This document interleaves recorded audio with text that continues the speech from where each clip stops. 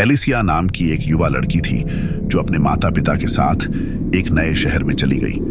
उन्होंने एक बड़ा पुराना घर किराए पर लिया जिसमें बहुत कम फर्नीचर और सामान था। एलिसिया नीचे के बेडरूम में सोती थी जबकि उसके माता पिता ऊपर की मंजिल पर सोते थे। कुछ हफ्ते वहां रहने के बाद एलिसिया के माता पिता ने देखा कि वह बहुत पतली होती जा रही थी। जैसे जैसे दिन बीतते गए उसका स्वास्थ्य और भी खराब होता गया। फिर लड़की एक रहस्यमयी बीमारी की चपेट में आ गई और अपने बिस्तर तक ही सीमित रह गई। डॉक्टर उसकी जांच करने आए और उन्होंने उसके माता पिता को बताया कि वह एनीमिया से पीड़ित है। डॉक्टर ने कहा उसे बस कुछ आराम की जरूरत है और जल्द ही वह बिल्कुल नई जैसी हो जाएगी। हालांकि डॉक्टर के कहने के बावजूद एलिसिया की हालत लगातार बदतर होती गई। उसकी त्वचा भूरी और पीली थी, उसके गाल धंसे हुए थे और उसकी आंखों के चारों ओर काले घेरे थे।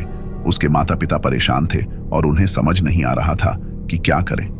जब एलिसिया अपने बिस्तर पर सो रही थी, उसकी माँ और पिता बेचैनी से आगे पीछे घूम रहे थे, सोच रहे थे कि उसकी रहस्यमय बीमारी का कारण क्या हो सकता है।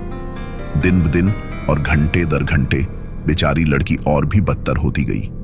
वह इतनी कमजोर थी कि वह मुश्किल से चल पाती थी। एलिसिया तेजी से लुप्त हो रही थी और उसकी रगों से जीवन बह रहा था। उसका शरीर सिकुड़ा हुआ और मुरझाया हुआ था। उसे भ्रम होने लगा और वह डर के मारे चिल्लाने लगी और कमजोर आवाज में बड़बड़ाने लगी।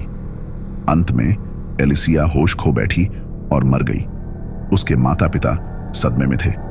अंतिम संस्कार के अगले दिन एलिसिया की मां अपनी बेटी के बिस्तर से चादरें हटा रही थी जब उसने तकिए पर कुछ देखा।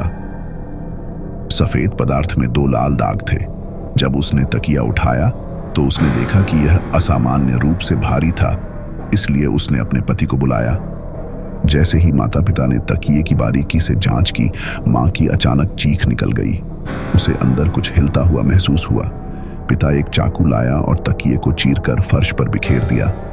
माता पिता ने भयभीत होकर देखा, पंखों के ढेर से कुछ रेंग रहा था, धीरे धीरे अपने बालों वाले पैरों को हिला रहा था। यह एक राक्षसी काली मकड़ी थी जो खून से इतनी सूज गई थी कि वे मुश्किल से उसका मुंह देख पा रहे थे।